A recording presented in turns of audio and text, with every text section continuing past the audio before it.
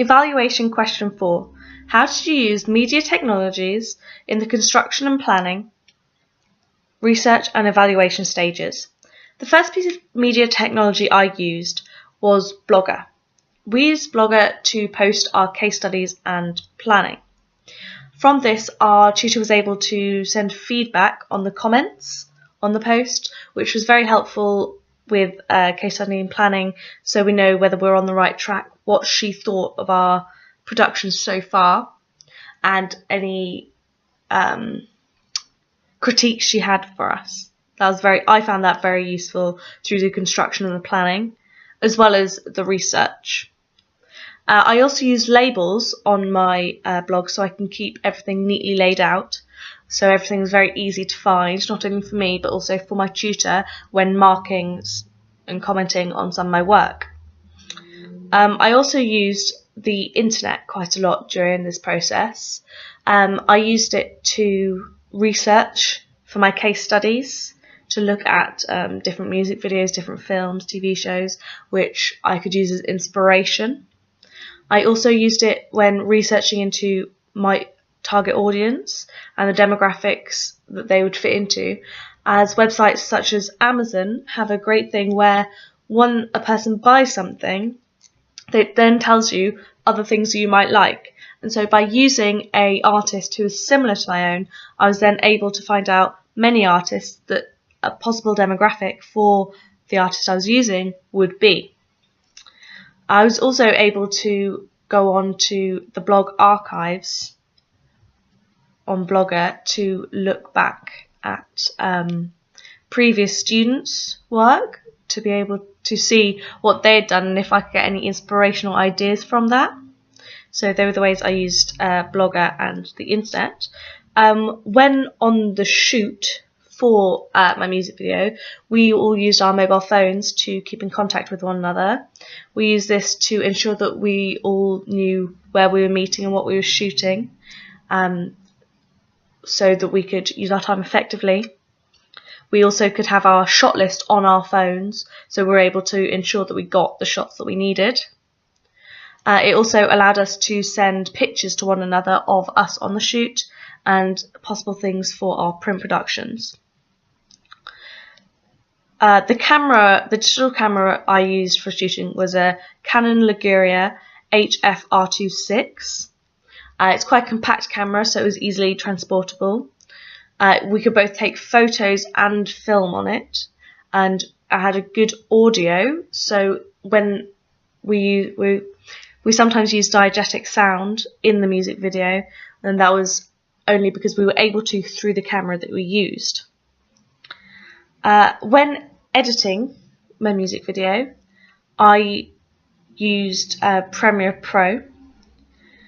I used many different tools on this program, such as the transitions, because you're able to do many different types of transitions. There's a dissolve, there's a crossfade, fade to black, fade to white. There's many different ones that you can use. They were just some of the ones I used. We were also able to use transitions for the audio, because at the beginning of my music video I use a siren, and so I needed to fade that out, and this had great audio transitions that would allow me to do that. Another tool I used on this was overlays. I use this frequently throughout my music video to show the confusion between reality and real time as well, and the past, reality, what's happening, the confusion. This really helped with my themes. I also used reverse speed, which meant that some of my clips was played backwards, such as I have a clip of a puddle, of a stone being thrown in a puddle, and I played that one backwards, which gives a great effect because you get the reflections of the characters in the puddles. I also used slow motion on this clip to slow it down and make it more impactful. Some colour changes and colour corrections tools I used were things such as contrasts and black and white. I turned a few of my clips black and white to bring more impact and show the confusion and the darkness in the man's mind, the driver who hit the girl's mind. I use contrast to bring up the contrast in some and take down the contrast in others to show difference in where they were. They also have a great titles tool, so I was able to have the titles for the music video, who the artist is, who the performers were, on top of my clips, and it had a massive range of fonts and different tools and within the tool that I could use to make the titles exactly how I wanted. When using Photoshop to create my print productions, they also have a great range of tools you can use which enhance your productions. I used things such as Burn, which creates a darker, which makes the image darker, but you can choose where you put it, and so I was able to just contrast the images to make them stand out more. I also used contrast to create the colours stood out more.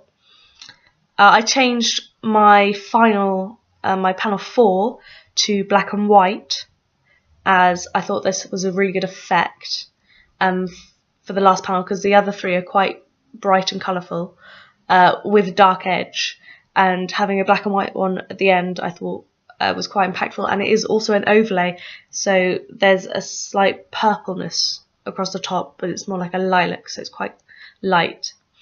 I was also able to put text on top of my images for my panel 1 and my panel 4, as in my panel 1 I have the artist's name, and in my panel 4 I have a track list and industrial information. So this was made very easily. There was a simple tool that you could use and change fonts, you can move the text around, and it was nice and simple. When researching for my music video and creating case studies, I used the website Prezi to create my presentations, as this is a nice simple way to use it. It's on the internet, so you can access it on any computer. It has great transition, so you can go from image to text really easily. You can also input music videos and videos from YouTube really easily.